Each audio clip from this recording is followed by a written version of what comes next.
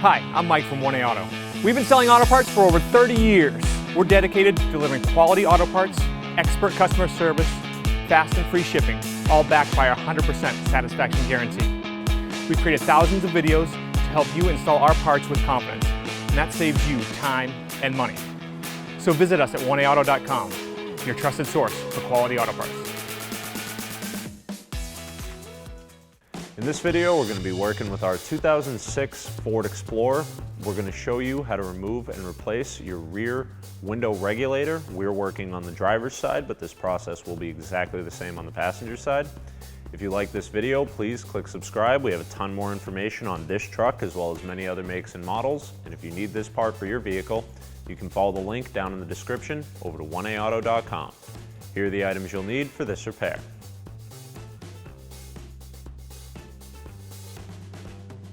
Remove these two trim covers here to expose the 7mm bolts we need to remove to get our door panel off. You can do this with a small flat blade screwdriver, or if you want to keep your interior in nice shape, you can use one of the trim tools from our interior trim tool removal set available from 1A Auto. Put that trim tool in the bottom edge here. We'll start at the back, pry out the clips. Do the same thing here, just get under one edge, pop that cover off.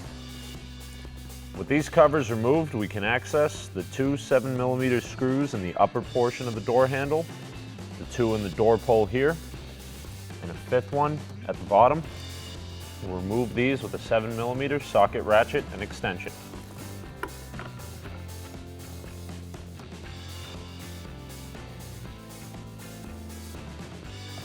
Using the same interior trim tool, pop up on the tabs for the window switch.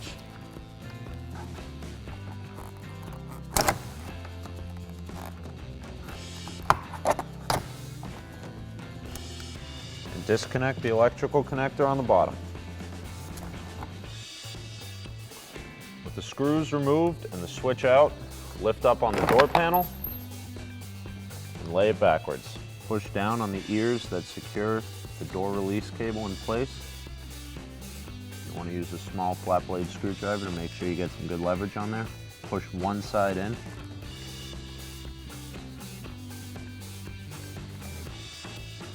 And pull the cable partially out to hold that side compressed before moving on to the other side. At which point you can remove the entire cable from the panel.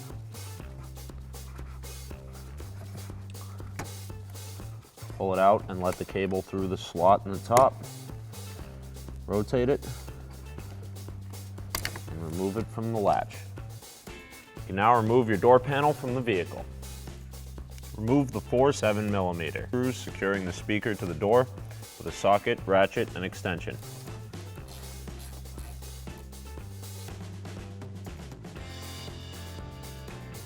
With the screws out, carefully remove the speaker from the door. Disconnect the connector on the back and remove your speaker. Disconnect the motor connector at the bottom. You can use this hooked portion of the trim tool or a pair of side cutters or a screwdriver to get behind the pin on the connector. Pop it out of the door. We'll do the same thing for the one on the window switch. With all your harnesses disconnected, you can start removing the weather shield inside of the door. Be careful as this foam material is a little easy to tear. So just keep your hand right where you're pulling to try to prevent the foam from ripping, creating leaks.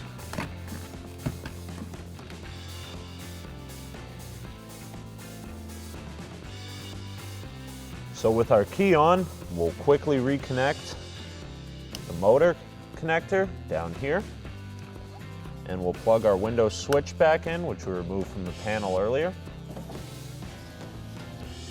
If we can, we'll roll the window up. If your regulator or motor is broken, you may be able to hold the bottom of the window or pull from the top to assist it while hitting this switch.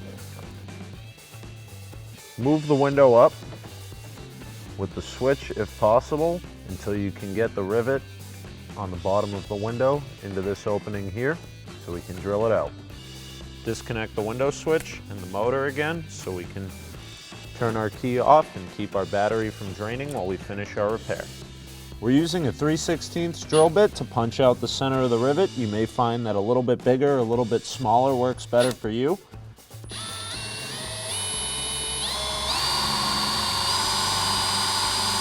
Now you don't want to put a ton of pressure on this because you'll risk breaking the glass. With the rivet drilled out, you'll be able to move the window all the way up in the opening. Then you can use painter's tape on the glass and over the top of the door to keep the window in place while we work. Be sure not to try to press it tight across this. If you try to press it inside of the door frame, it'll actually create slack and allow the window to drag down some, which could make the rest of the tape pull off and potentially cause the window to fall and break while you're working. Remove these 5 11mm nuts for the socket, ratchet, and extension.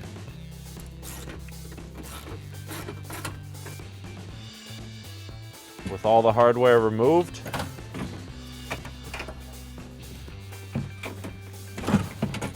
you can remove your regulator and motor assembly through the opening at the back of the door.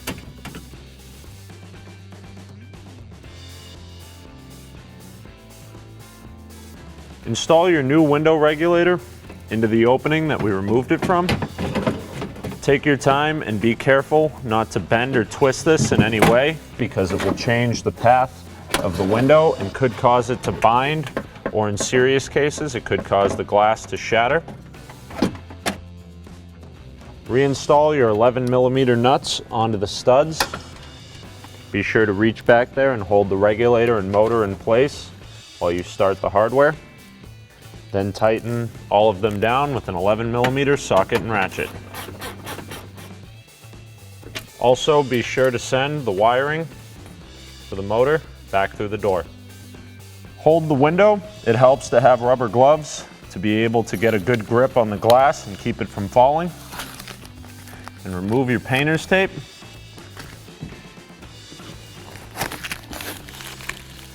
Carefully lower the glass down until you feel it seat onto the regulator, and check the opening we drilled the rivet from to be sure the hole in the glass is aligned with the hole on the regulator.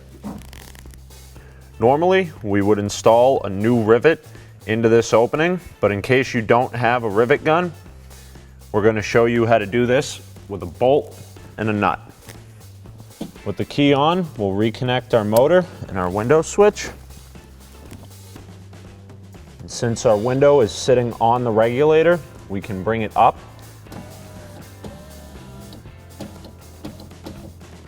Bring it up until we have access to the opening here through the speaker hole. Give us plenty of room. Now we're just using some hardware we had lying around. I believe this is a 6mm bolt that we'll install through the regulator and into the window.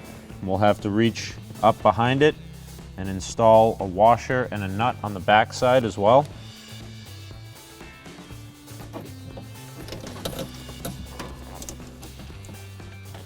Again, you don't have to do it this way. If you have a rivet and a rivet gun that'll fit, you can go ahead and install that through the same opening that we drilled the old one out from. But using a nut and bolt makes it a lot easier to service later. It makes it so you don't have to have that special tool and hardware lying around. Again, where you're using whatever hardware you have access to, yours may be different, but in our case, we'll be tightening this down with an 8mm socket, ratchet, and wrench.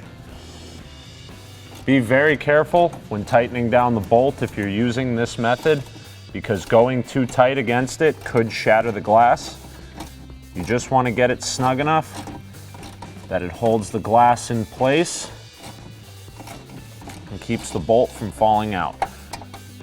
If you reattached your motor and your window switch, disconnect those again so we can reinstall the weather shield. Send your wiring back through the openings in the weather shield,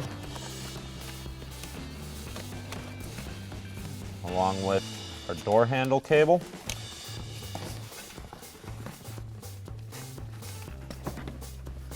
Line it up and press the adhesive back on.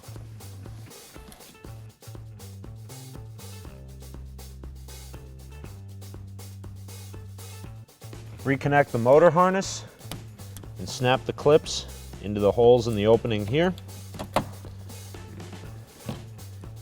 And reattach the window switch wire harness the same way.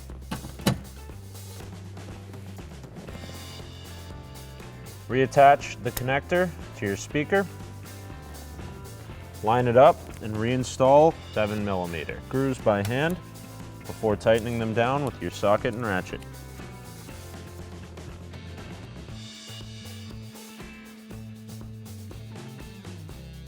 Reinstall the cable into the handle.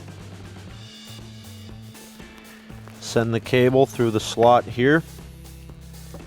Push the retainers into place until they snap. Sometimes one of these will get caught in there and it'll stay partially compressed, so make sure you wiggle it a little bit, make sure that it's fully seated. And that the window harness comes up through the opening here. Line up your door lock pin. Set the panel into place, push it down until all the tabs lock into the door. Reconnect your window switch, install the panel back into the door until it snaps into place. Reinstall your 5 7mm screws into the door panel. There's the one black screw at the bottom. Got the plastic thread on it. Your 4 machine screws will have 2 going into the door pull here and 2 into the handle.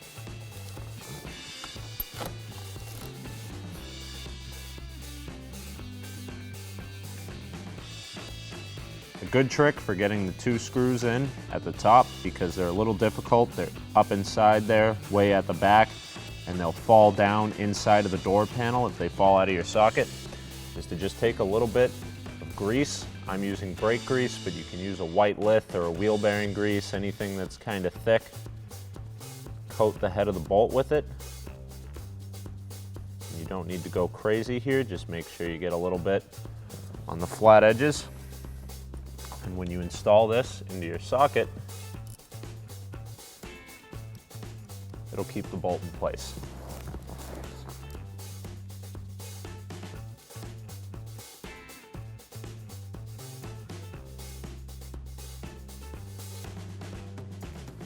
Reinstall the cover on your door pull. Just snaps into place. The same thing with the one up top on the handle. Make sure you hook the front end in first before snapping the back end. Thanks for watching. Visit us at oneauto.com for quality auto parts, fast and free shipping, and the best customer service in the industry.